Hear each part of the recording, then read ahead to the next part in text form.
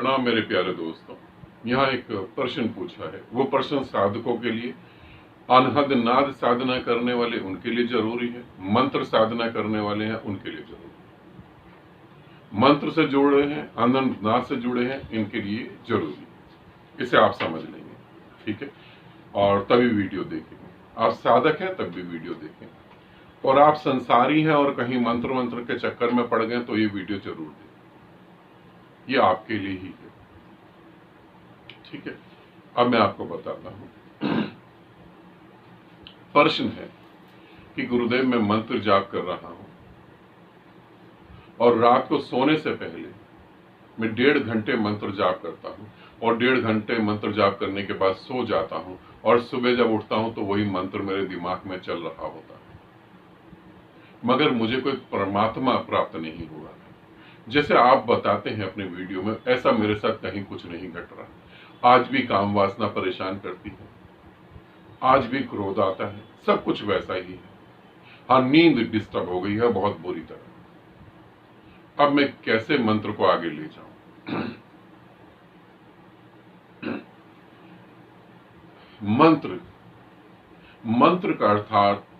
मंत्र का मतलब होता है अर्थात मन से पार चले जाना। और जो तुम्हें सिखाया जा रहा है वो कोई साधना का फल नहीं है, वो साइकोलॉजिकल एक बीमारी हो गई। तुम चाहो तो भी ना रोक पाओगे उसे, वो एक बीमारी हो गई। नींद में भी तुम बोले जा रहे हो। परमात्मा है परम शांत, परमात्मा है शून्य, और तुम क्या कर रहे हो? तुम बोले जा रहे हो कृष्ण कृष्ण, शिव शिव, राधा राधा राधा। राधा कहीं इस अस्तित्व में होगी तो वो कान में रुई डाल लेगी तुम्हारी वजह से। तुम रात दिन बोले जा रहे हो। एक आदमी रात दिन सोचे जा रहा है, उसे सोच को रोकने के लिए शराब का सहारा लेना पड़ता है। वो रात दिन सोचे जा रहा है। एक आदमी रात दिन मंत्र पढ़ता जा रहा है। अब इसमें और इस आदमी में कोई फर्क नहीं, शब्द सिर्फ बदल गए हैं। वो घर की चिंता से परेशान है, ये कृष्ण राधा शिव की चिंता से परेशान है। मिलने वाला तो कुछ भी नहीं यहां पर।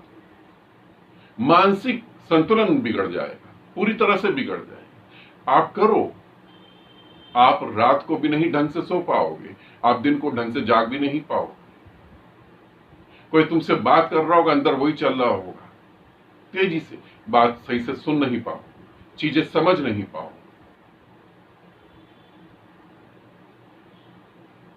और तुम्हारे जैसे ही कुछ पागल और है, वो जो तुम्हें बताते हैं कि करो भाई करो, आज जपा जाप का मतलब है नींद में भी तुम जाप करो, सुबह भी जाप करो, सड़क पे चलते हुए भी जाप करो, जाप ही करते चले जाओ।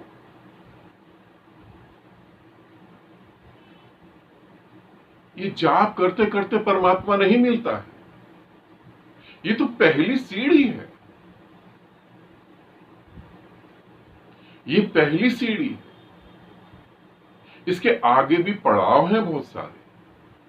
मंत्र साधना में, अनहद नाद साधना में इसके आगे भी पड़ाव हैं। ये तो पहली सीढ़ी है। मंत्र ज्यादा से ज्यादा 30 मिनट, बहुत हुआ ज्यादा तो 45 मिनट, उससे ज्यादा मंत्र बोलने की जरूरत नहीं। और तुमने तो रात को ही खराब कर दिया। जहां थोड़ा सा ऊर्जा के साथ जुड़कर अपने को चार्ज कर सकते थे, अपने को रिफ्रेश कर सकते थे, वही तुमने बिगाड़ दिया। अब तुम पूछ रहे हो करूं क्या?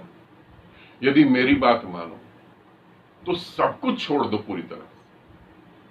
थोड़ा मुश्किल लगेगा, मगर तुम्हारा परिवार बच जाएगा। तुम बिजनेस करते हो, जॉब करते हो, तुमने बताया नहीं, वो बच जाएगी, और तुम मेंटल हॉस्पिटल जाने से बच जाओ। तुम सोचो एक बात कि तुम एक मंत्र पढ़ रहे हो, मान लो तुम कृष्ण कृष्ण कृष्ण बोल रहे हो। अब जब तुम इसे समझो, तुम एक प्रयोग के तौर पे मेरी बात को समझो।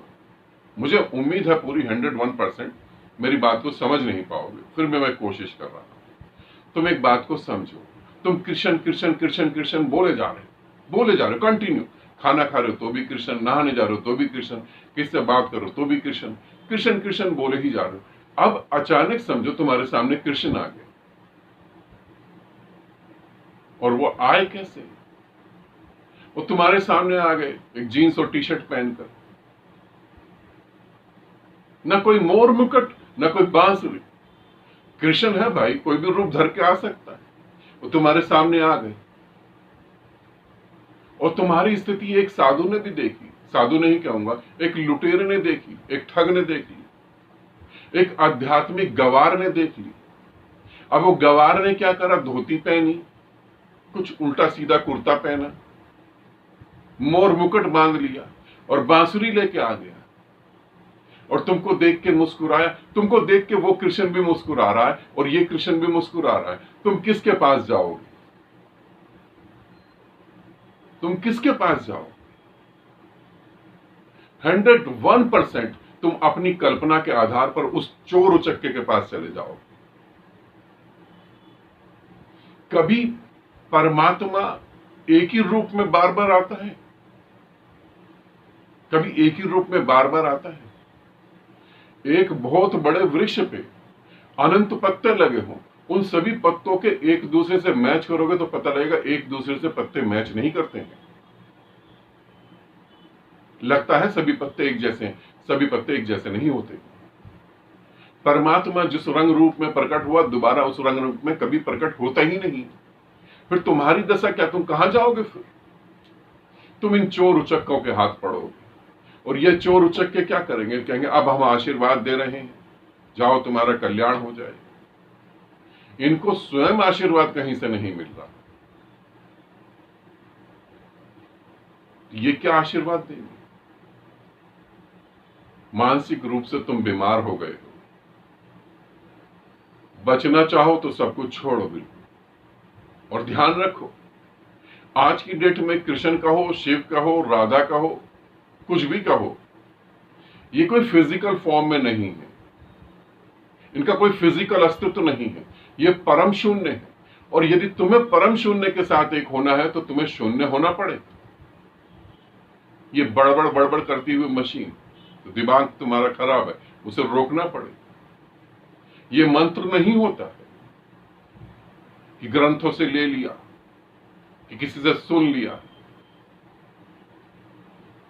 ये मंत्र नहीं होता। ऐसे मत करो अपने साथ, अपने परिवार पे तो कम से कम दया करो। तुम पैदा हुए थे तो तुम्हारे माता पिता ने कितनी खुशी मनाई होगी कि तुम पैदा हुए, तुम्हारी पत्नी, तुम्हारे बच्चे।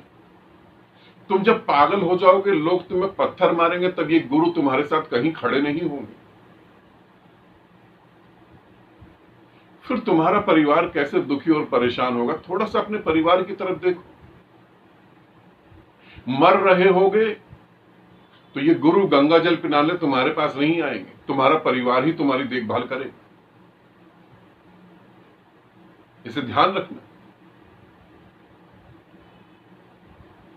अपने इस पागलपन को खत्म करो। रात को नींद में बड़बड़ाना बंद करो। मैं उसे बड़बड़ाना ही कहूंगा, वो कहीं कोई किसी से, किसी आध्यात्मिक चीज से उसका संबंध ही नहीं है। विक्षिप्तता, मानसिक विक्षिप्तता है वो, ठीक है। ऐसे अच्छे से समझ लेना, इसे अच्छे से समझना और कोशिश करो छोड़ो। और जिन्होंने तुम्हें समझाया है, कोशिश करना उन पागलों को भी छोड़ो, ज्यादा ठीक रहेगा। आनंदित रहो, सदा खुश रहो। बहुत बहुत प्रेम आप सभी को।